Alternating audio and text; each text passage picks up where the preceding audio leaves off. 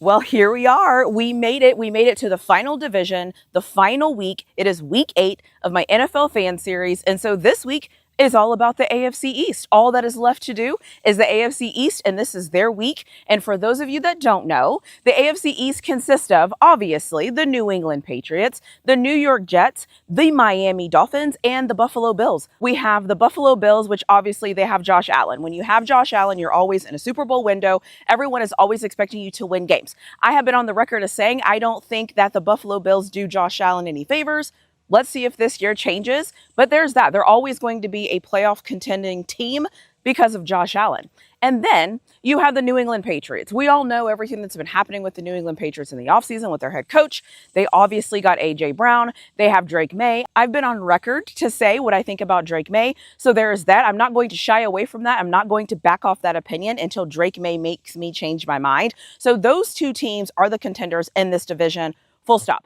And then you have the New York Jets. And I love what the New York Jets are doing. I love that they had a fire sale. They got rid of some people. I love what Aaron Glenn is trying to do and the way that he's trying to make this team better. They had a great draft. They're moving and doing a lot of things that make sense, which is obviously really good. However, the NFL is about winning football games. And so Aaron Glenn has to turn this team around. And they have to look better this season than they did last season, because last season there were some moments where I was like, what is this? I am not going to sit here and say the New York Jets are playoffs or bust, but they do have to be better, and it does have to look better. And that leads me to the Miami Dolphins. The Miami Dolphins have got a new coach. They also had a fire sale. They also had a decent draft. However, they have a lot of holes they need to fill. They have a lot of things they need to do this season. But for some teams, they get the luxury of building and trying to right the ship and to make things right. So the Miami Dolphins are in that position.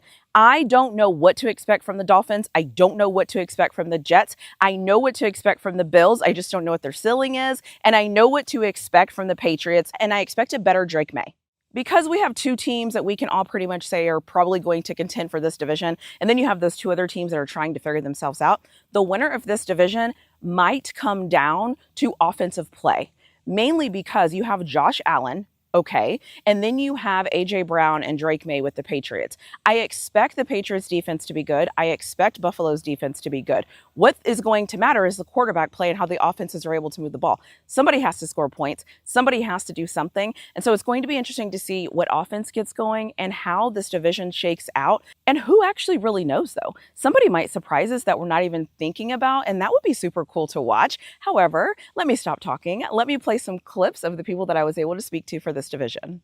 I'm just popping in here to say, hey, don't forget to subscribe to my channel. Why are you watching content and you're not subscribed to my channel? Do me a solid, subscribe to my channel, like the video, and I will disappear from your screen and I will let you get into your video. Just let it be what it's going to be. You're fine. So yeah, I love it.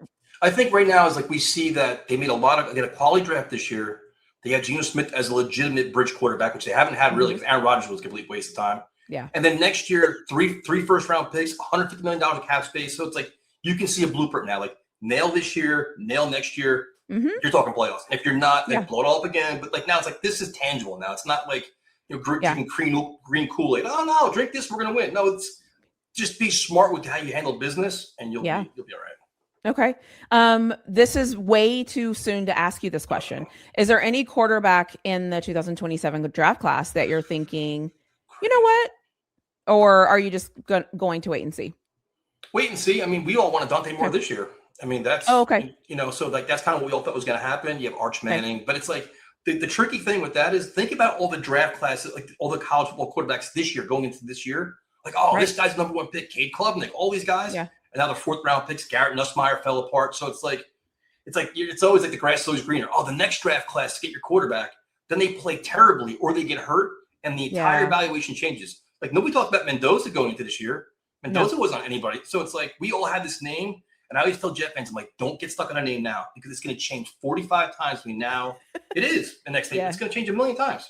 Yeah. And you guys have a lot of draft picks too. Yep. So how are you all feeling right now being Patriots fans?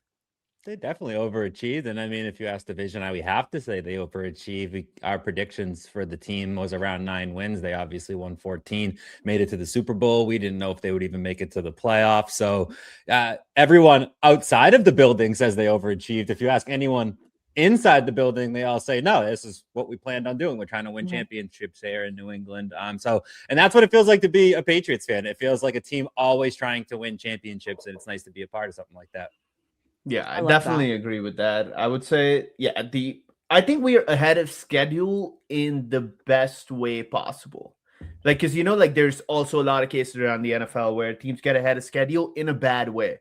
That I feel like that Commanders team is a very good example for that. Like, you see they were ahead of schedule, and you see Jaden Daniels perform at an incredibly high level. And then you look at that and you're like, oh, that was the oldest roster in the NFL that season in average age. I think the average age was like almost 30. It was just under, I think it was 29 point something. And I feel like with the Patriots, feels like the exact opposite, that our two best players are still on rookie contracts. Or I would say one of our best defensive players in Christian Barmore is on one of, if not the most team-friendly defensive tackle contract in the NFL. And then the players that we've gone out and shelled out a lot of money for, Milton Williams, Carlton Davis, are performing at the level, which, it is come together in a very good way. Like, we're ahead of schedule in a way that, the players that we hope would develop are developing at a trajectory. There's an old saying, you'll leave your wife, you'll leave your job, you'll leave your mistress, you'll never leave your sports team. No matter how bad this team gets, I'm never leaving them. I will be there till they put me in the ground.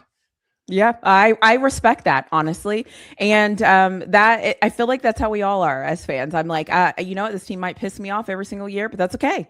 I'm back. When's the draft? When's free agency? It's the abusive relationship I'm okay with. The most abusive. Absolutely. So the highs are the highs and the lows are the lows. Yeah. So I love that. So what is it like? Okay, before the draft, I felt like the Dolphins were having kind of a fire sale of sorts, getting draft capital, doing what they need to do, repositioning themselves. How are you feeling during that time before the draft? How are you feeling about the Dolphins? I was actually eerily calm and somewhat happy, because the people who were in the positions of power, who led us to this mess that we are now in, were finally gone. And they needed to be gone probably a year or two earlier, but it took our owner a little bit longer to get there. Took Troy Aikman stepping in and helping out to get us there. And I'm okay with that. I am okay literally starting from a blank slate. We are a glorified expansion team. We have $180 million of dead money. We are, look, if you're a fan of the Dolphins, you probably know this deep down inside. Most fans will admit it. Like, at what point is he going to figure it out? Is he going to figure it out? Are we going to keep sticking with him? And they actually parted ways. So I was wondering, how are you feeling about that? Were you shocked when they parted ways? Were you excited when they parted ways? Were you a little bit of everything? Like, how are you feeling? So the season ended terribly. Versus the Broncos. By the way, that was a catch. I don't care what anyone says. Like, that's not even up for debate. That was a catch. The NFL is so what is a catch? What's not a catch? I don't understand. We don't know anymore. But from everything that I know about the rules, that was a catch, right? But anyways, regardless of that, we lose that game.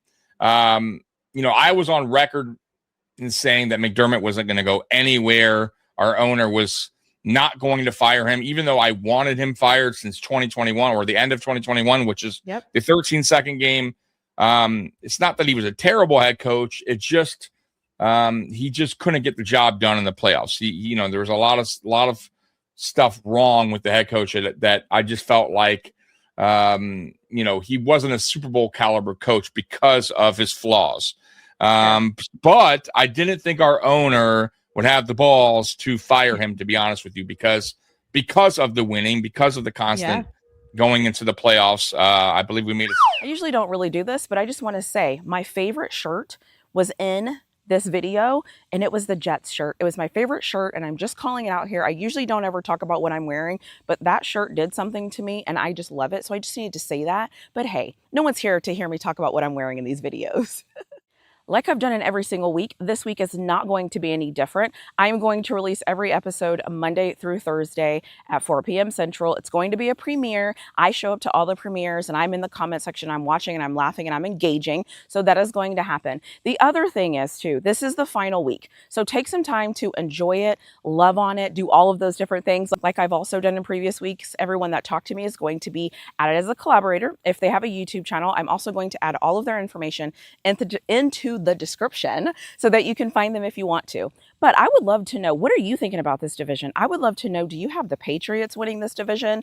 Do you have the Bills winning this division? How do you think this new look Bills team is going to look with a new head coach? That is going to be fascinating. And what do you think? Am I underselling the Miami Dolphins? Am I underselling the New York Jets? I would love to know your opinion. And as always, thank you for being here through this whole time. I hope that you enjoy this week as it is the final week. And as always, I will see you in my next video.